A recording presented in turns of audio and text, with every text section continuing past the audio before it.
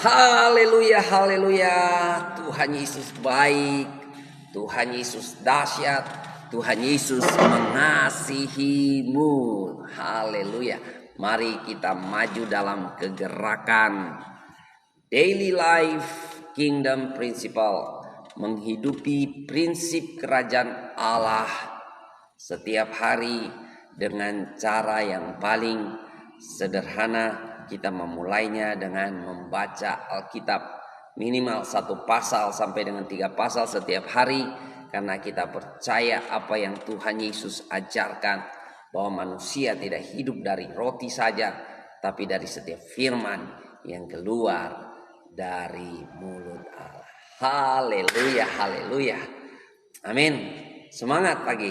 Amin. Ya, saya percaya pagi hari ini kita sudah memulainya dengan berdoa, dan kita saat ini kita akan memulainya dengan bersekutu bersama-sama dalam kebenaran firman Tuhan. Ingat saudara, murid-murid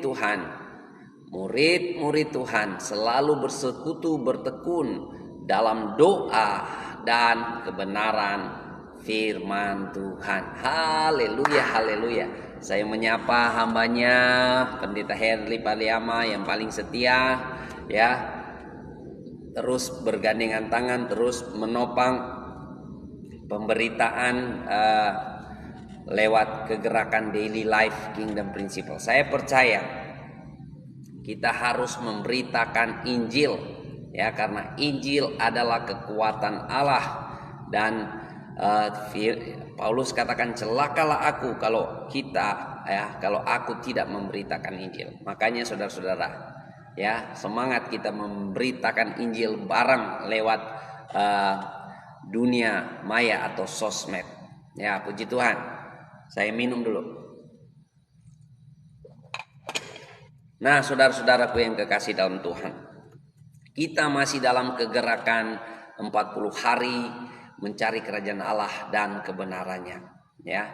40 hari mencari kerajaan Allah dan kebenarannya. Ini sudah hari keberapa ya? Wah, kita melihat ini sudah hari ke-16. Ya, ini sudah hari ke-16 saudara. Ya, mari kita tetap semangat.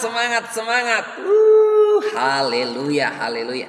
Tuhan Yesus dahsyat, Tuhan Yesus luar biasa. Mari kita maju dalam kegerakan ini. Saya percaya akan terjadi momentum di mana setiap anak-anak Tuhan akan berpegang pada pengajaran firman Tuhan, sehingga mereka semakin kuat di dalam iman dan tidak mudah terombang-ambing oleh rupa-rupa angin pengajaran yang sedang beredar di luar sana.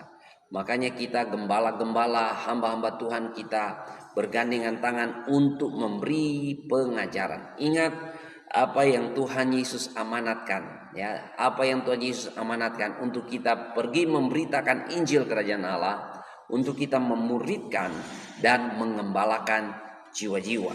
Jadi ini amanatnya Tuhan Yesus Kristus.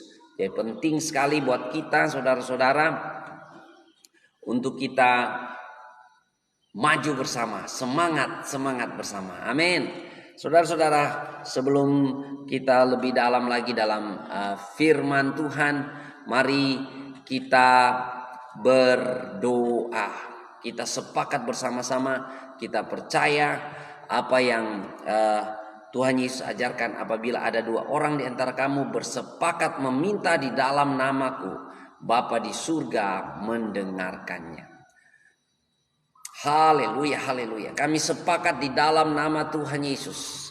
Kami berdoa lewat pemberitaan kebenaran firman Tuhan pada pagi hari ini melalui kegerakan Daily Life Kingdom Principle, di mana kami menghidupi prinsip kerajaan Allah setiap hari dengan mulai membaca Alkitab minimal 1 pasal sampai dengan 3 pasal. Kami percaya akan terjadi terobosan, pertobatan, pemuritan, pengembalaan. Bahkan kami percaya akan terjadi rekonsiliasi dan pemulihan dalam keluarga. Kami percaya akan terjadi transformasi dalam keluarga, di mana Tuhan mengubahkan keluarga duniawi, orang-orang yang duniawi menjadi warga kerajaan Allah. Di dalam nama Tuhan Yesus Kristus, Kami percaya ya Tuhan, Engkau mengurapi pemberitaan kami pagi hari ini. Dan kami percaya itu bukan kuat dan gagah kami, tapi oleh Roh Kudus yang memampukan kami. Roh Kudus yang menguatkan kami. Di dalam nama Tuhan Yesus Kristus, kami menaklukkan benteng-benteng pemikiran, keangkuhan hati yang manusia yang menolak Injil Kerajaan Allah, yang menolak Yesus Kristus. Kami patahkan, kami hancurkan di dalam nama Yesus. Dan kami siap mendengarkan kebenaran firman Tuhan. Haleluya, haleluya, haleluya. Tuhan Yesus dahsyat saudara. Nah, saudara-saudaraku yang kekasih dalam Tuhan, saya saat ini pembacaan Alkitab ada di kitab Kisah Para Rasul ya. Jadi waktu lalu kita membahas banyak di kitab Lukas karena pembacaan saya ada kitab Lukas, dan kali ini saya ada di kitab Kisah Para Rasul. Dan kenapa saya dari Lukas ke kitab Kisah Para Rasul? Karena Lukas dan Kisah Para Rasul itu satu kitab 2 volume ya, biasanya dibilang begitu, satu kitab 2 volume karena ditulis oleh murid Tuhan Yesus yang bernama Lukas ya, Dr. Lukas, dan penerimanya adalah Theophilus ya, atau orang Kristen berlatar belakang Yunani. Nah, jadi ini adalah satu compact ya, di mana Lukas mencatat sejarah tentang pribadi Yesus, tentang karya salib Yesus dan pengajaran-pengajarannya, dan Lukas juga mencatat di mana tentang rasul-rasulnya, murid-muridnya, di mana lahirnya gereja dan berkembangnya gereja sampai ke seluruh bumi pada waktu itu ya. Karena ujung bumi pada waktu itu adalah Spanyol ya. Jadi ini penginjilannya sampai ke Spanyol waktu itu ya. Dan saudara-saudaraku yang kekasih di dalam Tuhan, pagi hari ini saya tergerak membaca firman Tuhan di pasal 4, di mana saya kasih tema keselamatan hanya ada di dalam Yesus Kristus, Raja di atas segala raja. Haleluya, haleluya. Mari kita melihatnya bersama-sama di Kisah Para Rasul pasal 4, mulai ayat yang ke 12 ya. Kisah Para Rasul pasal 4 mulai ayat yang ke-12, firman Tuhan katakan, dan keselamatan tidak ada di dalam siapapun juga selain di dalam Dia. Sebab di bawah kolong langit ini tidak ada nama lain yang diberikan kepada manusia yang olehnya kita dapat diselamatkan.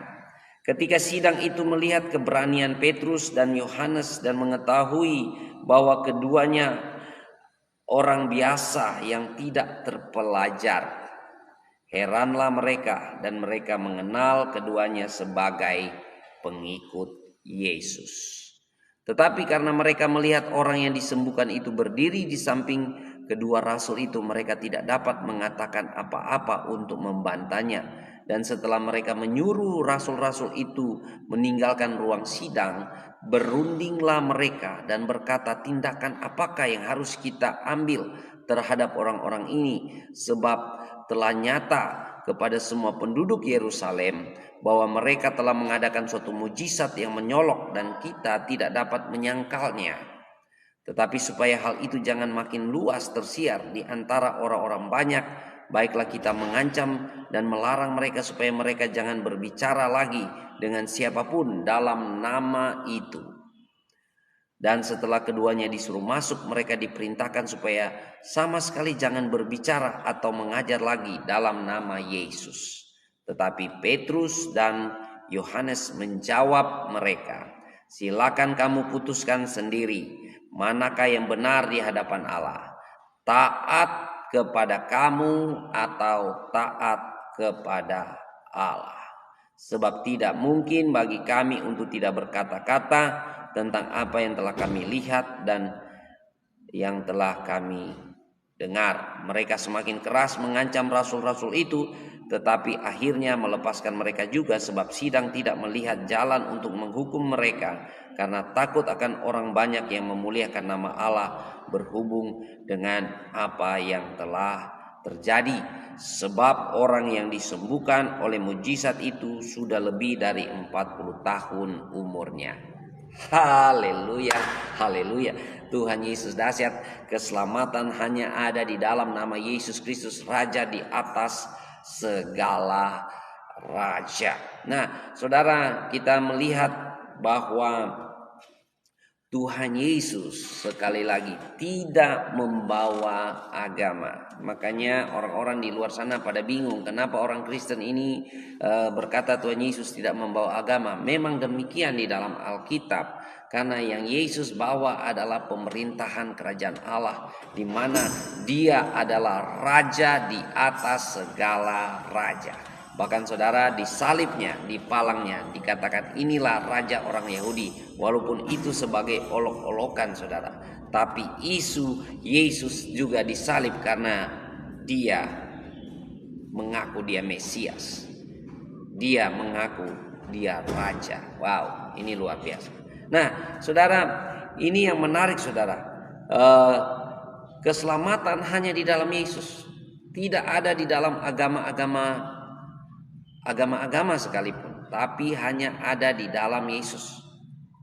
Dan kalau Anda hanya sekedar beragama Kristen, Anda orang Kristen KTP, ya Kristen tanpa pertobatan, sekalipun Anda beragama Kristen, Anda tidak akan mengalami keselamatan di dalam Yesus. Karena untuk masuk dalam kerajaan Allah, Anda harus lahir kembali dari air dan roh.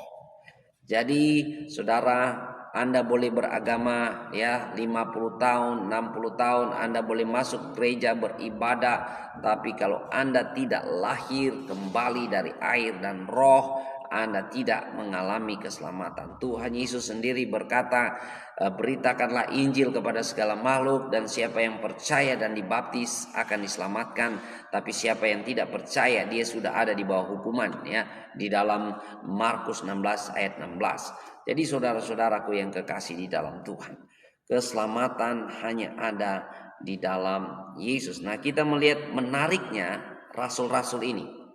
Nah, waktu penyaliban Yesus Kristus, waktu Yesus mati di atas kayu salib, rasul-rasul ini saudara, mereka mengalami kegoncangan iman.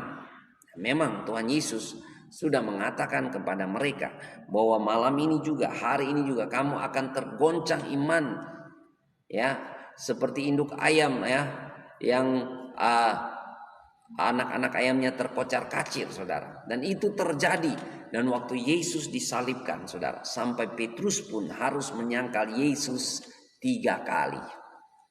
Sampai Petrus pun harus menyangkal Yesus 3 kali saudara. Dan mereka kembali kepada kehidupan mereka yang lama. Mereka menjadi nelayan lagi. Mereka kembali kepada pekerjaan-pekerjaan mereka yang lama.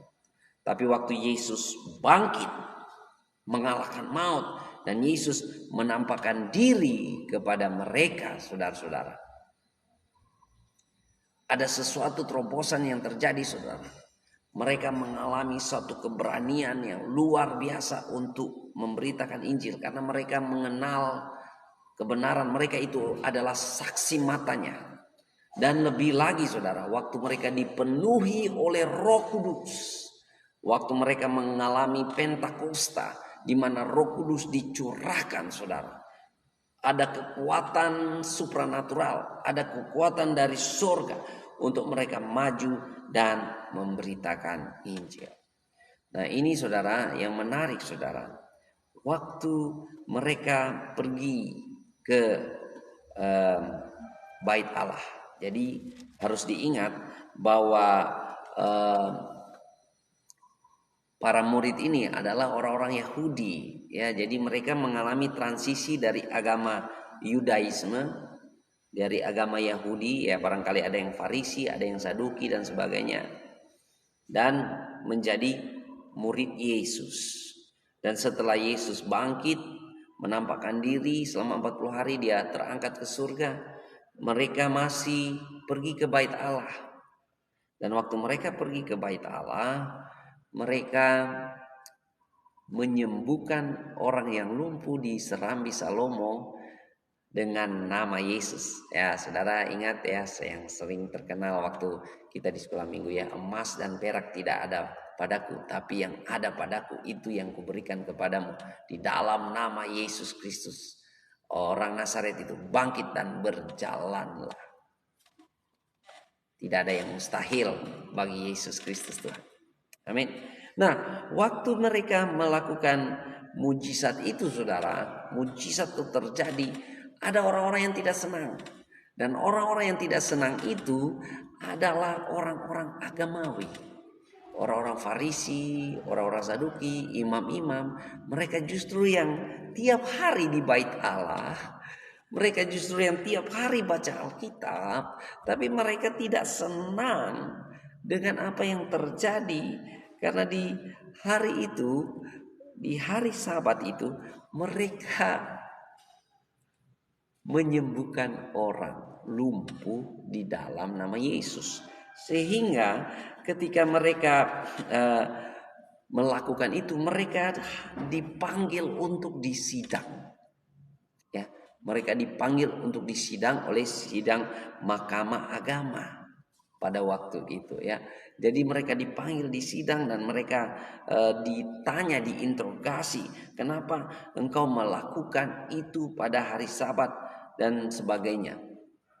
Tapi waktu itu Yesus di sana dikatakan ya, di sini kita melihat di ayat 8 firman Tuhan katakan, maka jawab Petrus penuh dengan Roh Kudus, hai pemimpin-pemimpin umat dan tua-tua, jika kami sekarang harus diperiksa karena suatu kebajikan kepada seorang sakit dan harus menerangkan dengan kuasa manakah orang itu disembuhkan, maka ketahuilah oleh kamu sekalian dan oleh seluruh umat Israel bahwa dalam nama Yesus Kristus orang Nazaret yang telah kamu salibkan, tetapi yang telah dibangkitkan dari Allah dari antara orang mati, bahwa oleh karena Yesus itulah orang ini berdiri dengan sehat sekarang di depan kamu. Yesus adalah batu yang dibuang oleh tukang-tukang bangunan, yaitu kamu sendiri, namun ia telah menjadi batu penjuru. Haleluya, haleluya. Tuhan Yesus dahsyat, Tuhan Yesus luar biasa. Nah, saudara-saudara, ya, rasul-rasul ini mengalami transformasi, ada keberanian, ada kuasa yang turun kepada mereka waktu mereka dipenuhi oleh Roh Kudus dan mereka memberitakan Injil Kerajaan Allah dan memberitakan Yesus Kristus yang mati dan bangkit. Dan dengan berani Rasul Petrus berkata, di bawah kolong langit ini tidak ada keselamatan selain Yesus Kristus, Raja di atas segala raja, Raja yang memerintah dalam kerajaan Allah. Amin. Tidak ada keselamatan selain daripada Yesus Kristus. Nah, ini saudara, kita harus waspada, ya. Kita harus waspada. Di luar sana sekarang ini sedang santer-santernya yang menamakan Kristen progresif, saudara. Dan salah satu tagline Kristen progresif ini, keselamatan, ya, keselamatan bisa datang di luar gereja, di luar Yesus Kristus. Wow. Asalkan dia baik, asalkan dia hidup tidak membunuh, tidak membuat kejahatan, tidak menipu dan sebagainya. Sekalipun dia ateis, tapi dia baik karena Allah Maha Pengasih dan Penyayang, maka dia selamat. Alkitab sendiri yang menyatakan, Rasul Petrus sendiri yang menyatakan, dia dipenuhi oleh Roh Kudus, dia mendapat ilham oleh Roh Kudus, dan dia menyatakan, dan keselamatan tidak ada di dalam siapapun juga selain di dalam Dia, sebab di bawah kolong langit ini tidak ada nama lain yang diberikan kepada manusia yang olehnya kita dapat diselamatkan. Sementara di luar sana, karena filsafat liberalisme, semangat postmodernisme, semangat kebebasan berpikir, dan kebenaran itu menjadi subjektif menurut masing-masing orang. Dan tiba-tiba ada orang zaman sekarang ini yang mulai berkata, menurut keyakinan gue, keselamatan itu bisa terjadi kepada siapa saja yang tidak percaya kepada Yesus. Itu bahaya, saudara. Makanya kita harus kembali kepada firman Tuhan. Makanya kegerakan ini saya rasa luar biasa, saudara ya. Kegerakan Daily Life Kingdom Principle, menghidupi prinsip kerajaan Allah setiap hari, di mana kita anak-anak Tuhan bertekun dalam pengajaran firman Tuhan. Ya, dengan cara apa? Kita membaca Alkitab minimal 1 pasal sampai 3 pasal, dan kita ada persekutuan bersama-sama. Kita bertekun bersama-sama dalam pengajaran Tuhan Yesus. Kalau enggak, saudara, ya, orang-orang ini karena kekuatan berpikirnya dan tolak ukurnya adalah filsafat pandangan mereka masing-masing, mereka berani berkata apa saja, saudara, termasuk melawan ayat ini. Petrus sendiri yang adalah saksi mata, Petrus sendiri yang adalah murid Tuhan Yesus, dia diilhamkan oleh Roh Kudus dan dia berkata keselamatan tidak ada di dalam siapapun juga selain di dalam dia, ya. Keselamatan tidak ada di dalam siapapun juga selain di dalam dia, sebab di bawah kolong langit ini tidak ada nama lain yang diberikan kepada manusia yang olehnya kita dapat diselamatkan. Amin. Amin. Kita bersyukur, saudara. Ada keselamatan hanya ada di dalam Yesus. Keselamatan itu hanya ada di dalam nama Yesus. Makanya itu saya senang ada ungkapan yang berkata, nabi boleh banyak, rasul boleh banyak, tapi keselamatan hanya ada di dalam Tuhan Yesus Kristus. Amin. Makanya, saudara, kalau kita mengalami keselamatan di dalam Tuhan Yesus Kristus, kita ingat Yesus Kristus itu adalah Raja di atas segala raja. Dan untuk mengalami keselamatan di dalam Yesus Kristus, ya, kita harus menerimanya.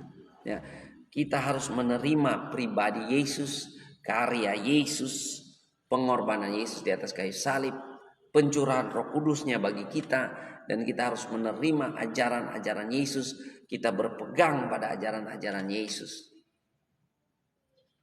Dan Tuhan Yesus katakan, setiap orang yang percaya dan memberi diri dibaptis akan diselamatkan.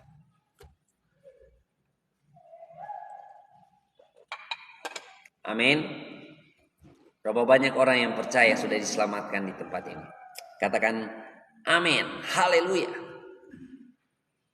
Nah, saudara-saudaraku yang kekasih di dalam Tuhan, ini yang luar biasa. Terobosan yang besar terjadi ketika Petrus mengalami kuasa kebangkitan Yesus Kristus dan mereka menerima pemenuhan janji Roh Kudus. Mereka menjadi orang yang beraninya luar biasa. Sampai-sampai para imam, orang-orang yang terdidik, orang-orang yang pakar teologi istilahnya, profesor dan sebagainya, pengajar-pengajar dan sebagainya, mereka berkata seperti ini. Ketika sidang itu melihat keberanian Petrus dan Yohanes dan mengetahui bahwa keduanya orang biasa yang tidak terpelajar, heranlah mereka dan mereka mengenal keduanya sebagai pengikut Yesus Kristus. Haleluya. Kalau kita murid Tuhan, kita bahagia. Kita pengikut Yesus, kita bahagia. Orang boleh bilang kita tidak terdidik, ya. Orang boleh bilang kita tidak punya pendidikan, ya. Tapi ingat baik-baik, murid-murid Tuhan ini bukan bodoh. Mereka bukan tidak diperlengkapi. Mereka sudah dididik Tuhan Yesus secara intensif 3 tahun kurang lebih, saudara. Bayangkan, saudara, ya, 3 tahun kurang lebih, siang dan malam, 24 jam, 3 tahun. Kira-kira mereka kalau lulus sekolah teologi, ya, siang malam, saudara, kira-kira jadi apa, saudara, ya? Jadi, saudara, walaupun para imam-imam itu berkata, ya, orang-orang Farisi, orang Saduki mengatakan mereka tidak pelajar, artinya mereka bukan lulusan alma mater Gamaliel. Mereka bukan sekolah di sekolah teologi Gamaliel yang terbaik itu zaman itu, ya. Mereka bukan sekolah Taurat ini itu, mereka tidak sekolah situ karena mereka cuma nelayan, ya, pada mereka orang awam. Tapi ingat, saudara, mereka dididik oleh Yesus secara langsung. Haleluya. Makanya saudara, saya bilang, saudara, mari kita maju dalam kegerakan daily life kingdom principle. Membaca Alkitab setiap hari, minimal 1 pasal sampai dengan 3 pasal. Kenapa? Waktu kita membaca Alkitab, saudara, Yesus sendiri yang memuridkan saudara langsung. Yesus sendiri yang memuridkan saudara langsung. Dan saya percaya Roh Kudus akan menuntun kita pada kebenaran dan mengingatkan kita pada apa yang Tuhan Yesus ajarkan. Kalau kita menjadi pengikut Yesus, jadi murid Yesus, di mata dunia kita barangkali tidak terpelajar ya, barangkali kita bukan pakar ini, pakar itu dan sebagainya ya, tapi kita dididik dalam hukum-hukumnya Tuhan. Makanya kita dalam kegerakan 40 hari mencari kerajaan Allah dan kebenarannya. Tuhan sendiri yang menjadi raja di atas segala raja. Tuhan sendiri yang adalah maha guru. Dia mendidik kita hukum-hukumnya. Dia mendidik kita aturan-aturannya, prinsip-prinsipnya. Ingat, dalam kerajaan Allah, perkataan raja adalah hukum bagi warganya. Itu nggak bisa ditawar-tawar, saudara. Ya, kita tidak ada di bawah demokrasi. Ya, demokrasi itu kekuasaan di tangan rakyat. Ya, sampai-sampai ada yang berkata suara rakyat adalah suara Tuhan. Ini bahaya, saudara. Dalam kerajaan Allah tidak ada demokrasi, tidak ada suara rakyat, suara Tuhan dalam kerajaan Allah. Ya, tidak ada bahkan saudara, raja tidak butuh masukanmu, tidak butuh pendapatmu. Apa yang raja katakan dalam kerajaan itu menjadi perintah, menjadi hukum. Makanya saudara-saudaraku yang kekasih dalam Tuhan, ketika Yesus mengatakan sesuatu, ini yang luar biasa. Apa yang Yesus ajarkan itu kekal selama-lamanya. Langit dan bumi boleh berlalu, tapi firman-Ku tinggal tetap, kata Tuhan Yesus. Amin. Amin. Ada kuasa, saudara. Dan sekali lagi, saudara, keselamatan hanya ada di dalam Tuhan Yesus. Ketika saudara mengalami perjumpaan dengan Tuhan Yesus, Dia yang mati dan bangkit dari antara orang mati, Dia mengalahkan maut, dan saudara dipenuhi oleh Roh Kudus, saudara akan menjadi pribadi yang penuh dengan keberanian, pribadi yang penuh dengan kekuatan, penuh dengan semangat, penuh dengan gairah. Bahkan saudara, kita melihat Rasul Petrus yang tadinya ya waktu Yesus disalib, saudara, dia menyangkal Yesus 3 kali, saudara. Tapi setelah dia berjumpa dengan Yesus Kristus yang bangkit dari antara orang mati, yang menampakkan diri selama 40 hari berulang-ulang, dan 40 hari pula Yesus mengajarkan tentang kerajaan Allah. Ketika Petrus mengalami kuasa salib Yesus Kristus dan mengalami kuasa Roh Kudus yang memenuhi dia, waktu dia melayani, tidak ada yang dia takutkan satupun. Bahkan dia rela mati syahid di Roma. Dan waktu dia mati syahid, dia berkata, ya, sebelum dia dieksekusi, dia berkata, Tuhanku disalib berdiri, aku tidak layak untuk disalib berdiri. Makanya dia disalib terbalik, saudara-saudara. Tuhan Yesus mengasihi kita. Tuhan Yesus mengasihi saudara. Dengarlah baik-baik, saudara. Agamamu tidak dapat menyelamatkan engkau. Agamamu tidak dapat menyelamatkan engkau, termasuk agama Kristen. Dan ini yang luar biasa, saudara. Musuh dari kerajaan Allah itu agama. Musuh dari kerajaan Allah itu agama. Kenapa? Iblis memakai agama untuk menjadi musuh kerajaan Allah. Ya, di dalam Alkitab hanya ada 2 pertempuran. Pertempuran kerajaan ke Allah, kerajaan surga, dan kerajaan kegelapan. Dan saudara tahu ya,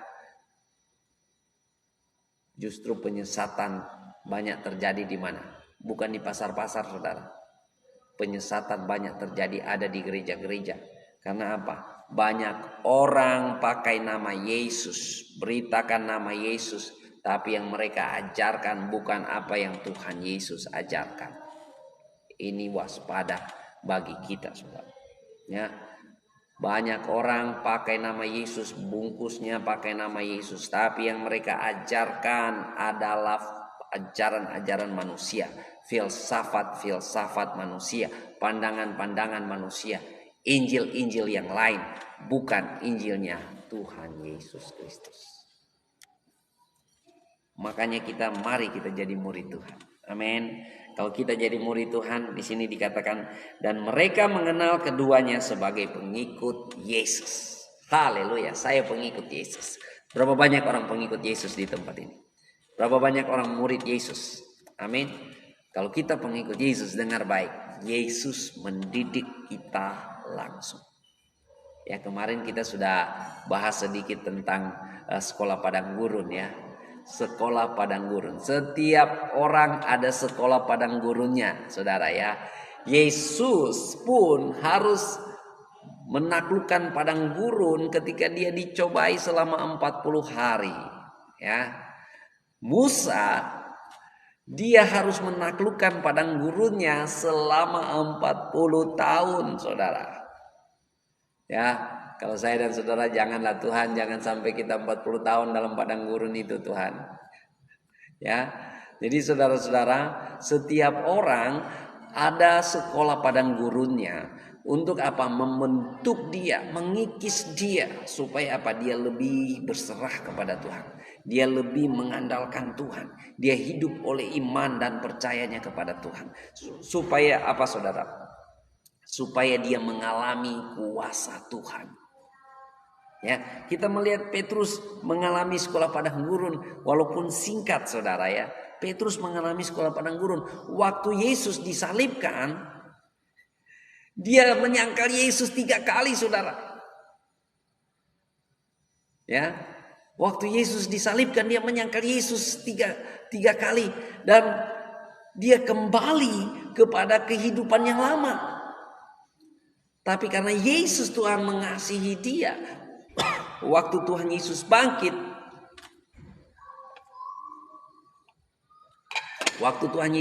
saudara-saudara, Tuhan Yesus mengunjungi mereka kembali, saudara.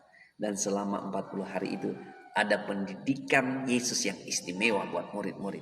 Yaitu selama 40 hari itu berulang-ulang Yesus mengajarkan mereka, mendidik mereka tentang kerajaan Allah. Dan waktu Petrus mendapat sekolah 40 hari itu, saudara. Dia menerima kuasa dan dia berkata, keselamatan tidak ada di dalam siapapun juga di dalam selain di dalam dia di bawah kolong langit ini. Jadi di bawah kolong langit ini tidak ada keselamatan selain Yesus Kristus. Raja di atas segala raja, raja yang memerintah dalam kerajaan Allah. Kalau sekonyong-konyong abad modern ini baru ada ya sekitaran 2000 tahun jaraknya, dan sekonyong-konyong ada orang yang katanya hebat, profesor, doktor apalagi boleh dikatakan, dan mulai mengatakan menurut saya yakin, saya imani bahwa Allah yang maha baik, gak mungkin dia begini, gak mungkin dia begitu, gak mungkin orang yang sudah baik dan sebagainya akan diselamatkan, dan ada keselamatan di luar Yesus. Bahaya ini. Ini bisa jadi panteistik atau monisme, saudara. Jadi saudara, firman Tuhan katakan keselamatan hanya ada di dalam Yesus. Tidak ada otoritas yang lebih tinggi dari firman Tuhan. Amin. Firman Tuhan punya otoritas. Makanya saudara, keselamatan hanya ada di dalam Dia. Tuhan Yesus mengasihimu. Datanglah kepada Tuhan Yesus. Kita melihat orang yang lumpuh di bait Allah ini. Sudah bertahun-tahun lumpuh. Dan dia mengharapkan belas kasihan. Meminta-minta. Tapi karena Petrus dan Yohanes mengalami kuasa Tuhan, dan mereka mengatakan, emas dan perak tidak ada padaku, tetapi yang ada padaku kuberikan kepadamu. Di dalam nama Yesus Kristus, orang Nazaret yang bangkit dari kematian, bangkitlah dan berjalanlah. Haleluya, haleluya. Tuhan Yesus baik, Tuhan Yesus dahsyat, saudara. Alkitab mengatakan keselamatan hanya ada dalam Yesus. Jadi kalau ada sekonyong-konyong orang yang mengatakan keselamatan datang dari pihak lain, saudara ya, kita harus waspada ajaran sesat. Yesus sendiri sudah mengatakan kita harus waspada akan munculnya nabi-nabi palsu, pengajar-pengajar sesat, dan penyesatan itu memang harus terjadi. Makanya kita harus berpegang pada apa yang Tuhan Yesus ajarkan. Jangan sampai kita bingung. Banyak orang Kristen saat ini, saya mau kasih tahu, waktu dia menyadari dirinya Kristen, ajaran di sana sudah seperti kacang goreng. Artinya tawaran ajaran-ajaran di luar sana begitu banyaknya, dan semuanya klaim Alkitabiah, memakai Alkitab, pakai ayat-ayat Alkitab. Tapi saya mau ingatkan saudara-saudara, iblis dalam jurus pamungkasnya dalam menipu dan memperdaya, ya, jurus pamungkas iblis yang paling tinggi iblis mau pakai, jurusnya adalah apa? Menggunakan ayat Alkitab untuk menipu. Menggunakan ayat Alkitab untuk menipu. Ini jurus iblis paling tinggi, ya. Kalau cuma yang jurus biasa-biasa ya, menakut-nakutilah atau apa kayak gitu ya, pocong, suangi kayak begitu. Tapi yang paling tinggi, yang paling berat itu menipu dan memperdaya lewat firman. Ingat baik-baik ya, Yesus sendiri itu adalah firman yang menjadi manusia. Ya, Yesus adalah firman yang menjadi manusia. Asitoh dicobai iblis dengan firman. Apalagi kita yang tidak mengerti firman. Makanya ya, apa yang Yesus katakan, manusia tidak hidup dari roti saja. Waktu dia mengalahkan cobaan iblis ya, manusia tidak hidup dari roti saja, tapi dari setiap firman yang keluar dari mulut Allah. Banyak orang Kristen, waktu saya tanya, berapa banyak orang yang mengasihi Tuhan? Semua angkat tangan, saya mengasihi Tuhan Yesus. Tapi waktu saya tanya, berapa banyak yang baca Alkitab setiap hari? Semuanya mulai pelangak-pelongok, nengok kiri, nengok kanan. Kenapa? Karena banyak orang Kristen sebenarnya roh mereka sedang kelaparan, saudara. Roh mereka sedang kelaparan. Kenapa? Mereka makannya seminggu sekali di gereja. Saudara bayangkan, saudara makan seminggu sekali di gereja, makan roh, ya. Kalau saudara makan nasi seminggu sekali, kira-kira gimana? Ya, itu pun kalau nggak dipatok iblis, saudara ya. Iblis bisa mencuri benih firman, benih kerajaan Allah. Bisa dipatok. Tuhan Yesus memberi perumpamaan itu ya, benih yang jatuh di pinggir jalan. Ya, iblis bisa patok. Waduh, jangan sampai ini benih ini jatuh di tanah hati yang subur, jatuh di tanah hati Ibu Tini Bolung, jatuh di tanah hati Pastor Nehemia Baker, jatuh di tanah hati Ibu Pastor Angeli Wawaruntu. Kalau dia jatuh di tanah hati yang subur, dia akan berbuat 30 kali lipat, 60 kali lipat, 100 kali lipat. Dan itu akan menjadi ancaman yang berbahaya bagi kerajaan kegelapan. Karena apa? Engkau akan memancarkan terangmu, terang Tuhan Yesus yang ada padamu. Engkau akan memancarkannya. Iblis takut sekali, saudara. Makanya saudara, iblis bisa memperdayai dengan firman. Iblis itu ya ular tua, dikatakan ular tua. Anda belum ada, Anda dan saya belum ada, iblis sudah lama ada, saudara ya. Makanya saudara, mari kita maju dalam kegerakan ini. Kita bersekutu bersama-sama dalam kegerakan daily life kingdom principle, menghidupi prinsip kerajaan Allah setiap hari dengan membaca Alkitab minimal 1 pasal sampai dengan 3 pasal. Saya mendorong saudara di rumah saudara juga baca Alkitab, saudara ya. Dan kalau saudara baru memulai, apalagi saudara bukan latar belakang sekolah teologi, saya sarankan saudara mulailah dari Injil Matius. Saudara mulailah dari Injil Matius. Supaya apa? Saudara mengenal Yesus lebih dalam lagi. Nah, saudara-saudara ya, kita memulai kegerakan ini. Kenapa saudara? Karena kalau kita tidak berpegang pada apa yang Yesus ajarkan saudara, kita mudah terombang-ambing oleh rupa-rupa angin pengajaran. Ya, sedangkan kita yang sudah tahu Alkitab saudara, ya, kita bisa jadi terjerumus dengan kesesatan berpikir kita. Kita perlu Roh Kudus menuntun kita, memberi kekuatan. Dan saya percaya saudara, kalau saudara ada ada firman Tuhan setiap hari, Roh Kudus akan menuntun engkau pada kebenaran dan mengingatkan engkau pada apa yang Tuhan Yesus ajarkan. Jadi yang kalau saudara cuma ingat apa yang Tuhan Yesus ajarkan 5, berarti cuma itu yang Roh Kudus mengingatkan kamu, nggak mungkin lebih. Makanya kita harus baca Alkitab saudara, dan saya baca Alkitab bolak-balik tidak pernah bosan. Kenapa? Karena Alkitab adalah makanan rohani buat saya. Firman Tuhan adalah makanan rohani buat saya. Saudara, kalau saudara mau baca Alkitab, saudara mau datang, saya mau taklukkan kitab ini dari Kejadian sampai Wahyu, saya akan membacanya dengan tekun. Kerap kali yang saya alami dan saya lihat ya orang-orang di luar sana, sampai imamat mereka mundur terhormat. Sampai imamat, bahkan saya baku sedu pakai bahasa Manado ya, sampai imamat mereka udah jadi Farisi. Karena apa? Bacanya motifnya keliru saudara. Tapi waktu kita membaca Alkitab, semangatnya melakukan apa yang Tuhan Yesus ajarkan, semangatnya melakukan apa yang Tuhan Yesus perintahkan, yaitu apa? Carilah dahulu kerajaan Allah dan kebenarannya, maka semua akan ditambahkan kepadamu. Semangatnya apa? Saya mau mencari kerajaan Allah dan kebenarannya. Saya percaya Roh Kudus akan tuntun saudara. Dan semangatnya apa? Saya mau makan rohani. Ya, saya mau makan firman Tuhan. Karena manusia tidak hidup dari roti saja, tapi dari setiap firman yang keluar dari mulut Allah. Saya percaya Anda tidak pernah bosan makan. Ada yang bosan makan di sini? Nggak ada. Ya toh?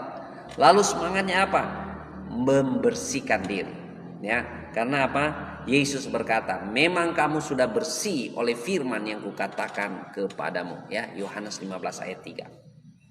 Jadi setiap orang mau membersihkan diri, paling kurang 1 hari 1 kali mandi untuk membersihkan diri. Dengar baik-baik, hanya orang sakit yang malas mandi, hanya orang sakit yang malas makan. Jadi kalau Anda jarang baca Alkitab, barangkali rohani Anda sedang sakit. Kalau Anda jarang baca Alkitab, barangkali rohani Anda sedang sakit. Karena apa? Anda malas mandi dan malas makan. Amin. Puji Tuhan. Mari kita maju dalam kegerakan bersama-sama ini, saudara-saudaraku yang kekasih dalam Tuhan. Kita maju dalam kegerakan ini sama-sama, dan kita percaya terobosan pasti terjadi. Amin. Mari kita sepakat berdoa bersama-sama. Kita percaya apa yang Tuhan Yesus ajarkan. Apabila ada 2 orang di antara kamu bersepakat meminta dalam namaku, Bapa di surga mendengarkannya. Sebagai anak-anak Tuhan, murid-murid Tuhan, mari kita bersepakat bersama-sama. Bapa surgawi, kami bersepakat meminta di dalam nama Yesus Kristus. Lewat pemberitaan ini, keselamatan hanya ada di dalam nama Yesus Kristus, Raja di atas segala raja. Kami berdoa setiap orang yang menyaksikan pemberitaan ini mengalami perjumpaan dengan Tuhan Yesus, mengalami keselamatan yang daripada Tuhan. Kami berdoa di dalam nama Tuhan Yesus, kalau ada yang sakit saat ini, yang sedang menyaksikan pemberitaan ini, Yesus Kristus penyembuh yang ajaib, dokter di atas segala dokter, kami bersatu hati, kami bersepakat sembuh di dalam nama Yesus. Kesembuhan terjadi di dalam nama Yesus. Kami berdoa kalau ada keluarga-keluarga yang mengalami pergumulan, keretakan, kami berdoa rekonsiliasi terjadi, pemulihan terjadi, transformasi terjadi. Dan kami percaya setiap anak-anak Tuhan ada dalam perlindungan Tuhan. Burung di udara Tuhan pelihara, bunga di taman Tuhan dandani. Kami percaya penyediaan Raja di atas segala raja bagi setiap anak-anak Allah, ahli waris kerajaan Allah. Karena kami tahu kesejahteraan warga kerajaan Allah adalah kemuliaan Raja. Terima kasih Tuhan Yesus, terpuji-pujilah nama Yesus. Kami berserah sepanjang hari ini karena kami tahu hari ini penuh anugerah Tuhan, penuh keberkatan Tuhan, penuh dengan rahmat Tuhan. Kami percaya perlindungan Tuhan, pertolongan Tuhan ada atas kami. Tuhan yang membuka tingkap-tingkap langit dan menjadikan kehidupan kami berhasil memuliakan nama Tuhan. Di dalam nama Yesus, haleluya, haleluya, amin, amin, amin. Puji Tuhan, Tuhan Yesus dahsyat. Mari kita semangat maju dalam kegerakan Daily Life Kingdom Principle, menghidupi prinsip kerajaan Allah setiap hari dengan cara membaca Alkitab minimal 1 pasal sampai dengan 3 pasal. Dan saudara, kalau saudara tergerak hati untuk berlangganan di akun ini, silakan saudara berlangganan. Dan saudara juga mau memberi pemberian bintang, silakan saudara. Dan kalau saudara juga mau memberi persembahan online, kami sangat menghargai dan kami mendoakannya. Karena apa saudara? Tuhan Yesus sendiri berkata, orang yang memberitakan Injil akan hidup oleh pemberitaan. Dan kita melakukan itu karena kita percaya dan taat apa yang Tuhan Yesus ajarkan. Puji Tuhan, sampai jumpa lagi di kegerakan Daily Life Kingdom Principle selanjutnya. Semangat, semangat, semangat.